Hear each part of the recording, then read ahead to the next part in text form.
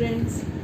So in this video students we are going to see the atomic structure, the different atomic structure given by the different scientists. So first of all we will begin with the Sir John Dalton's atomic theory. Sir John Dalton's atomic theory. In the earlier classes also we have studied about Dalton's atomic theory. The first point, all elements are composed of tiny indivisible particles are called atom. In the earlier class also we have studied that all matter are made up of tiny particles and these tiny particles are called as atoms. So all elements are composed of tiny indivisible particle and this particle are called as atoms. Second point, atoms of same elements are identical. Atoms of same elements are identical in nature. Atoms of same element are having same physical and chemical properties. So atoms are identical. Atoms of same elements are identical in nature. The third point, atoms of different element combine in simple whole number ratio to form compounds. Atom of different elements combine in simple whole number ratio to form compound. For example, CO2. Here the two elements which combine in a simple whole number ratio to form a molecule of carbon dioxide or a compound carbon dioxide. Last, in chemical reactions, atom combine, separated or rearranged but never change into atom of different elements. So during a chemical reaction, the atoms, it may be separated, it may be rearranged, it may be combined, but the atoms will never change into the atoms of different elements. So these are the four postulates of Dalton's atomic theory. So after this Dalton's atomic theory, in the mid of 1850s, new scientist Sir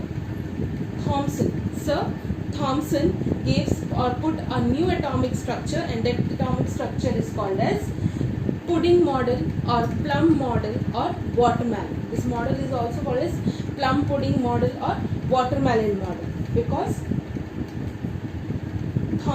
Sir Thomson believed that atom is having a uniform sphere shape. Atom is having a shape of uniform sphere where the positively charged electrons, where the positively charged particles, where the protons were embedded in the uniform sphere.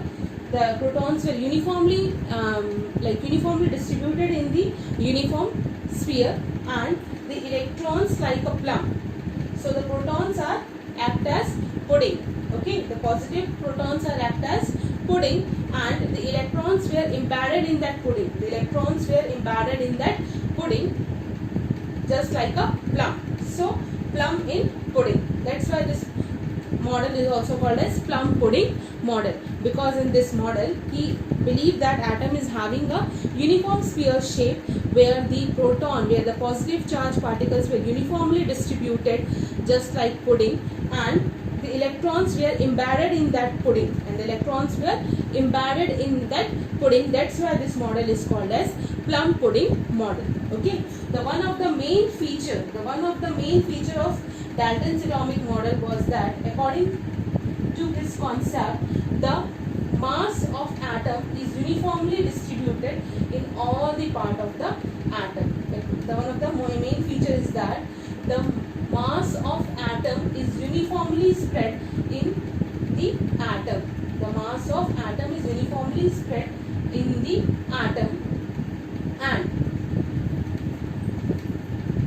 the demerit of this concept was that according to Thomson atomic model, the atom remains neutral.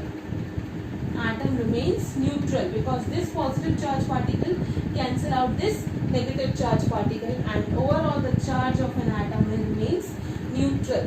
Okay, so this, according to this concept, he said that atom is a neutral species which makes the conflict in the upcoming discoveries, just like after this Rutherford.